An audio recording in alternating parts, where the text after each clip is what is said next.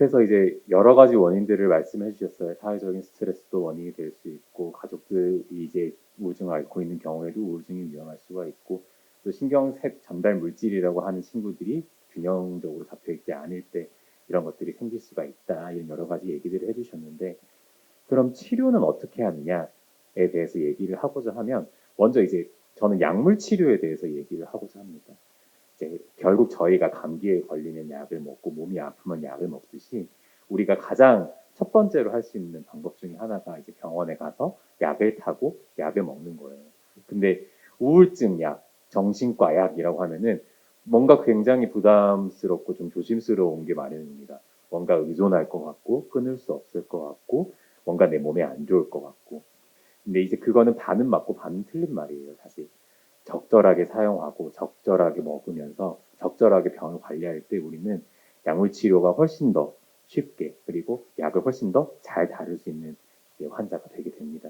그래서 저희가 약물 치료가 어떤 거에 대한인지부터 이제 알아봐야 됩니다.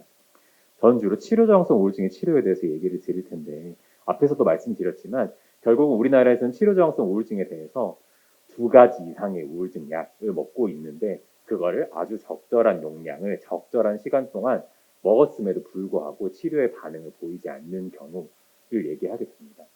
앞에서도 유병률을 많이 말씀해 주셨지만은 사실 우울증 환자분들 중에서 3명 중에 1분 정도는 치료 저항성 우울증이라고 얘기를 하시기도 해요. 그래서 이 우울증 치료라는 것 자체가 생각보다는 이제 치료 저항성인 사람들도 꽤 있구나. 나만 내가 계속 안 낫는 게 아니구나. 라는 거를 좀 아신다고 하면은 조금 더 위안이 되실 수는 있을 것 같아요. 근데 그렇다고 해서 이 치료 저항성의 우울증에 치료가 없는 것은 아닙니다.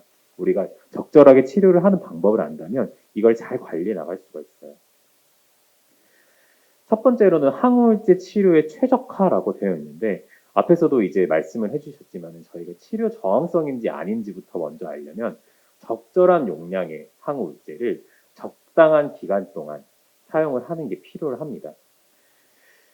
그래서 적절한 항우울제를 적절하게 용량을 써서 치료를 해야 되는데 그럼 적절한 항우울제라는 건 도대체 뭐냐라고 했을 때 저희가 이제 아마 외래에서 처방을 받으셨던 환자분들 그리고 이제 입원하고 나서 퇴원할 때 처방을 하시면은 제가 어떤 약을 먹고 있는지 알고 싶어요. 약 목록을 한번 볼 수 있을까요? 라고 하면 담당했던 주치의 선생님들이 이렇게 떼서 주실 겁니다.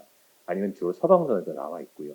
그러면 이제 약국에서 받아가는 경우에는 어떤 약이다 이런 것들이 다 써져 있습니다. 뒤에 붙어 있을 때 항우울제라고 쓰는 약은 모두 치료 저항성 우울증에서 사용할 수 있는 약들입니다. 근데 간혹 이제 환자분들께서 다시 이제 저한테 외래에 들어오신 경우가 있으세요. 저는 정신병이 있는 게 아닌데 저는 그냥 우울할 뿐인데 왜 저한테 정신병 약을 처방을 해주셨어요? 선생님도 잘못된 것 같아요. 라고 얘기하시는 분들이 있어요. 근데 그렇지 않습니다. 이제 처음에는 이제 어떤 소리가 들리거나 뭔가 자꾸 의심이 되거나 신경 쓰이는 분들을 위해서 만들어진 약이긴 하지만 그 친구들도 마찬가지로 앞에서 얘기했던 신경 전달 물질이라고 하는 이 불균형한 애들을 잡아주는 역할을 하기 때문에 결국은 우울증에도 쓸 수 있는 약이고 그런 증상이 있어서 드린 게 아니고 기분을 차분하고 안정화시켜주는데 저희가 쓰이는 약이라고 저는 설명을 합니다. 그래서 우울증 약이 아니더라도 이제 치료 저항성 우울증 그리고 우울증에서 쓸 수 있는 약이다. 항정신병 약을 썼다고 하더라도 그거는 우울증 약이라고 붙이는 게 맞다. 사실 이것도 이 항정신병 약이라고 하는 이 명칭에 대해서 바꾸고자 하는 얘기들도 많이 있어요. 어쨌든 이제 우울증에서 쓸 수 있는 약들이다. 그래서 제가 앞에서 말씀드렸던 대로 약국에서 빼보시면 우울증 약이라고 적어져 있는 것들은 다 치료 저항성 우울증을 사용할 수 있어요. 거기에 덧붙여서 이제 미국에서 승인된 이제 다른 약들을 보면은 아리피프라졸이라고 하는 이제 외래를 자주 다녔던 분들은 이름도 아시더라고요. 아빌리카이라고 하는 약은 이 우울증 약이 우울증에서 효과가 있을 수가 있고 쿠에타핀, 페티아핀이라고 하는 약도 있고 뒤에서도 설명하겠지만 이제 비교적 최근에 나온 약입니다. 에스케타민, 스프라바토라고 하는 약도 아주 이제 치료 저항성 우울증에서 효과적인 약으로 알려져 있습니다. 이렇듯이 우리가 적절한 항우울제를 사용을 하는 게 필요합니다. 적절한 항우울제를 사용하는 게 필요하고 효과적으로 적절한지를 먼저 확인을 해봐야 되고요. 두 번째는 부작용입니다. 아까 이제 적절한 항우울제를 적절한 용량을 사용해야 된다고 했는데 그러면 이전에 있었던 병원 또는 이전에 있었던 선생님은 왜 적절한 용량을 써주시지 못하셨을까요? 라고 이제 물어볼 수 있어요. 그러면 환자분들마다 부작용이 나타나는 용량이 다르기 때문이에요. 환자분들마다 뭐 예를 들어서 이제 저희가 기본적으로 보통 자주 사용하는 우울증 약이 렉사프로라고 하는 우울증 약이 있습니다. 5에서 20mg, 최대 20mg 사용할 수 있는 약인데 어떤 분들은 5mg만 먹고도 메스껍고 토할 것 같고 어지럽고 이런 증상들을 호소해서 이제 이틀 만에 약을 끊었다라고 얘기를 하시는 분들도 있고요. 반대로 20mg 먹고도 나는 괜찮고 너무 쌩쌩하다 잘 지낸다 하시는 분들이 있어요. 이거를 우리는 내약성이라고 해요. 환자분들마다 이 약물의 부작용을 얼마나 잘 견딜 수 있는지에 대한 내약성이 다릅니다. 그렇기 때문에 보통 처음 외래를 오셨을 때는 저는 이제 2주 뒤에 한번 뵙겠습니다라고 말씀을 드리면서 이 말씀을 드려요. 최대한의 용량, 이 정도 용량은 써야 우울증에서 효과가 있다고 알려져 있는데 저는 이만큼을 드릴 수가 없습니다. 왜냐하면 이만큼을 드셨을 때는 처음에 부작용이 나타날 가능성이 높기 때문입니다. 따라서 아주 작은 용량부터 드리겠습니다. 그리고 2주 뒤에 몸에 맞는지 한번 보시지요. 2, 3일 정도는 부작용이 있을 수 있지만 꾸준히 드시면 나아지실 겁니다. 드셔보십시오. 라고 얘기를 합니다. 이런 내약성을 평가하는 기관들이 필요하기 때문에 이렇게 처방하는 거고요. 그리고 환자분들마다 이 부작용이 다를 수 있기 때문에 오셔서 2주 뒤에 저랑 한번 다시 얘기를 해보시죠. 만약에 몸에 너무 안 맞으시면 약을 좀 바꿔보시죠. 라고 얘기를 하기도 합니다. 이 환자마다 약에 대한 부작용과 다르고 내약성도 다르고 안전하게 어느 정도 쓸 수 있는지도 다르기 때문에 이것을 적절하게 사용을 하기 위해서 아마 입원해 계시는 이제 환자분들 중에서는 이런 이유로 입원을 해 계시는 분들도 분명히 계실 거고요. 또 외래를 자주 오시는 분들 중에서도 이 약의 부작용이 어떤지 보려고 자주 오시는 분들도 있을 겁니다. 이런 부작용의 측면에서도 환자분들한테 맞게 약을 설정을 해드리는 게 굉장히 중요합니다. 그래서 이런 측면에서 저희가 이제 저희 병원에서 시행하고 있는 검사가 있어요. 이 영어로 굉장히 어렵게 써져 있는데 유전자 검사입니다. 결국은 유전자 검사인데 어떤 유전자 검사냐? 유전자 치료를 하는 것은 아니고요. 이 약은 보통 우리 몸에서 간에서 주로 대사가 돼요. 간이나 콩팥 이런 곳에서 대사가 되는데 사람마다 다릅니다. 간이 얼만큼 약을 빨리 이렇게 소화를 하는지 또는 얼마나 천천히 하는지 이런 것도 굉장히 다르고요. 그거에 따라서 몸에 얼만큼 약이 오래 남아 있느냐, 얼만큼 효과적으로 약이 몸에 들어가느냐 이것도 다 달라요. 이전까지는 이거를 사람마다 다른 거는 알고 있는데 어떻게 좀 먼저 확인해 볼 수 있을까 이런 것들이 잘 없었거든요. 근데 이런 거를 먼저 확인해 볼 수 있는 유전자 검사가 최근에는 좀 많이 사용이 되고 있기도 합니다. 그래서 만약에 치료저항성 우울증이다, 내가 너무 부작용이 많았다, 약 때문에 좀 힘들었다 이런 기억들이 있다고 하면은 이거는 이 저희 병원에 시행하고 있는 이제 유전자 검사의 이 결과표 예시를 제가 가지고 온 건데 이게 우울증 약은 아니에요. 우울증 약은 아닌데 거의 우울증 약이 이렇게 비슷하게 이제 나오게 됩니다. 그래서 뭐 사람에 따라 다른데 이분은 이 간에 있는 효소가 굉장히 활동을 빨리 해서 약이 몸에 스며들 틈도 없이 빨리 그냥 가버립니다. 이런 분들이 있을 수도 있고 이 효소가 너무 느리게 작용을 해서 몸에서 천천히 작용하느라 부작용이 좀 더 느껴질 수 있습니다. 이런 것들을 여기서 영어로 써져 있는 이 표시를 해주고 있어요. 효소의 활동이 상당히 증가하거나 정상적이거나 일부 감소되어 있거나 아주 감소되어 있거나. 근데 이거에 따라서 이 약을 어느 정도로 조절해 주십시오라고 이제 권고를 하는 검사들도 나오기 때문에 만약에 이전에 너무 우울증 약의 부작용 때문에 힘들었어요. 우울증 약을 먹기가 너무 두렵고 무서워요. 라고 한다고 하면은 이런 검사들이 환자분들이 조금 더 덜 불편해 하실 수 있게 하는 데 도움이 될 수 있을 겁니다. 또 이제 환자분들마다 특성이 달라요. 예를 들어서 뭐 혈압이 있으신 분들도 있고 당뇨가 있으신 분들도 있고 어떤 뇌 질환을 앓고 계신 분들도 있고 이런 질환들에 따라서 선택해야 되는 약도 굉장히 다르고 그리고 이런 질환들이 우울증을 더 안 낫게 하고 있는 경우들도 있을 수 있기 때문에 꼭 오실 때 저도 항상 이전에 먹고 있는 약이 어떤 게 있으세요? 이런 걸 물어보기도 하지만 환자분들도 제가 이런 약을 먹고 있는데 괜찮을까요? 라고 궁금해하고 한번 여쭤보시면 그것도 마찬가지로 치료에 큰 도움이 될 수가 있습니다. 또한 한편으로 제가 아까 말씀드렸듯이 2, 3일 정도는 불편할 수 있지만 약을 꾸준히 드시고 오세요 라고 얘기를 하는 거는 우리가 감기약은 감기 증상이 있을 때만 먹는 약이지만 우울증 약은 사실 그렇지는 않습니다. 꾸준히 먹어야 효과가 있는 약이에요. 꾸준히 먹어야 우리 몸에 있는 신경전달 물질의 불균형이 맞아 들어가기 시작하거든요. 그렇기 때문에 꾸준히 드시고 있었는지 혹시 빼먹고 아니면 너무 우울하고 힘들 때마다 드신 건 아니신 건지를 확인해 볼 필요성은 있습니다. 그래서 이런 치료 저항성 우울증이 맞다. 우울증 약을 적절하게 사용해 봤는데도 효과가 없고 한 4주에서 6주 정도의 오랜 기간을 써봤지만 효과가 없었다라고 생각이 되면은 저희가 선택할 수 있는 거는 한 세 가지 정도가 있을 것 같습니다. 첫 번째로는 우울증 약을 바꿔보는 거, 두 번째로는 새로운 약을 추가해보는 거, 그리고 다른 치료들을 생각해보는 거. 근데 저는 그 중에서 이제 약을 바꿔보는 거랑 약을 추가하는 거에 대해서 말씀을 드릴 거예요.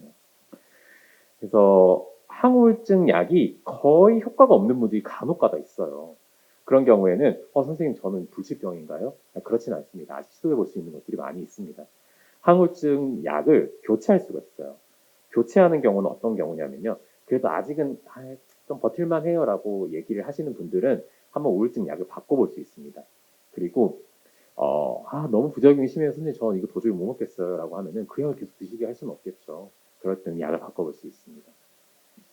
그리고 반응이 없을 때 제가 아마 회진돌 때도 항상 이런 말씀을 드리는데 처음 힘든 게 100이면 지금 어느 정도 힘드세요라고 물어보는 게 참 많이 있는데 그렇게 평가를 하기도 하고 실제로 의사들이 점수를 매겨서 평가를 하는 것들이 있어요. 그런 것들에서 25% 미만의 호전이 보였을 때는 우울증 약을 바꿔볼 수 있습니다. 효과가 없다고 생각을 하고 그래서 아까도 얘기했지만 아마 익숙한 약들이 있으실지 모르겠습니다. 이런 우울증 약들이 있고 이 외에도 여러 가지 허가된 우울증 약들이 있습니다. 이런 것들을 교체해보는 선택을 할 수가 있습니다. 아까 그리고 그 외에도 이제 추가해볼 수 있다고 얘기를 드렸었는데 이제 우울증 약을 하나를 더 추가해보든지 아까 얘기했던 이제 치료 저항성 우울증의 허가를 받은 항정신병 약이 더 추가해볼 수가 있는지를 선택을 해볼 수가 있습니다. 추가하는 경우는 그래도 이 우울증 약이 효과가 있었던 경우예요. 조금 이거를 다른 걸로 바꾸기엔 너무 아깝거나 다시 안 좋아질까 봐 조금 걱정이 될 때, 그럴 때 저희가 다른 약들을 추가해 본다라고 얘기를 해볼 수가 있습니다. 그리고 기존 약이 효과는 좀 있는 것 같은데 아직은 좀 힘든데 부작용은 없었어요. 이런 경우에도 다른 우울증 약을 추가를 해보는 방법을 할 수가 있습니다. 그리고 이제 제가 마지막으로 설명을 드릴 치료 중 하나는 이 최근에 나온 최신 약이라고 아까 제가 설명을 드렸는데 스프라바토라고 하는 치료제를 한번 좀 소개를 해드려 볼까 해요. 아직 많은 분들이 이제 지방까지는 이게 많은 분들이 사용해 보지는 않았는데 서울에서는 많은 분들이 사용을 하신 분들이 있어요. 저 그림을 보면은 코로 먹는 항우울제라고 돼 있죠. 처음 보시는 분들 되게 많으실 거예요. 되게 코로 먹으면 뭔가 마약 같은 느낌이 나기도 하고 되게 조금 이상하다라는 생각이 들 수 있는데 사실 뭐 우리 비염이 있으신 분들은 아시겠지만 코에 뿌리는 약들이 있거든요. 이제 그런 방식으로 사용을 하는 이제 우울증 약이고 치료 저항성 우울증에 미국에서 허가를 받은 약이고 우리나라에서 지금 사용을 하고 있는 약입니다. 이 스프라바토라고 하는 약은 치료 저항성 우울증 그리고 반복되는 이제 죽음에 대한 생각을 하시는 분들에게 허가를 받은 약인데 제가 이 제약회사에서 가지고 있는 그 광고를 너무 인상 깊게 봐가지고 한번 가지고 와봤어요. 여기 보면은 되게 이제 우리 우울증이 너무 심하면 아무것도 하기 싫고 그냥 누워만 있고 싶잖아요. 그리고 입맛도 없다고 하시고 정말 아무런 생각이 안 든다고 하시고 마치 그런 상태를 석고상 같은 상태라고 얘기를 한다면 이 스프라바토를 이용하고 나면은 일상생활로 복귀할 수 있다는 거죠. 물론 이 제약회사 광고이기 때문에 좀 과대하게 얘기를 하는 것도 있겠지만 그럴 정도로 치료 저항성 우울증에서 좀 특별하게 효과를 가지고 있는 약이다라고 생각을 하시면 좋을 것 같습니다. 그래서 2019년부터 비교적 최근에 사용이 된 약이고 치료 저항성 우울증 그리고 갑자기 너무 심각한 자살에 대한 생각이 들거나 자살을 반복적으로 생각을 할 경우에 이제 사용을 할 수 있게 되어 있습니다.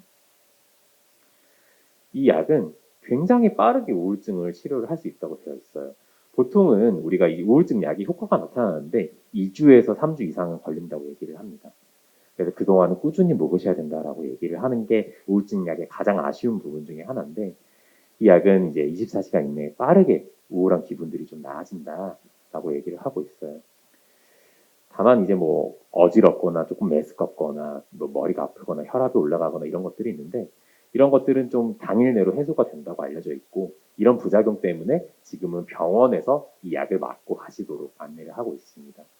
그래서 옆에서 보는 의료진이 이 약을 써도 되는지 평가를 하고 사용을 할 수 있기 때문에 효과가 있다면 이런 약을 선택지로 생각을 해볼 수도 있을 것 같습니다. 그래서 이거는 뭐 어려운 그림인데요. 그 설명지를 가지고 온 거고 이렇게 생긴 조그마한 디바이스를 가지고 코에다 양쪽에다 뿌리는 거예요.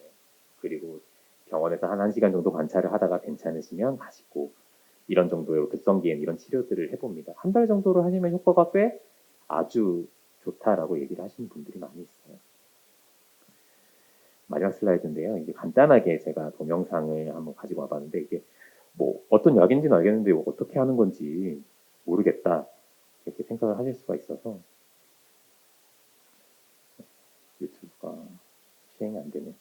그래 그럴까봐 제가 그림을 하나 가져왔는데 아까 말씀드렸던 대로 이 디바이스 이렇게 조그만한 약을 가지고 코에다 뿌리는 겁니다. 코에 뿌리는 것도 옆에 의료진이 도와줄 거고요. 이제 보통은 한 바틀 한 바틀까지 이렇게 쓸 수가 있어요. 이 한 병 한 병까지 쓰고 나서 1시간 정도 좀 경과를 지켜본 뒤에 괜찮으시면 집에 가시고 이런 걸 보통 처음에는 일주일에 2번에서 3번 정도 하게 되어 있습니다.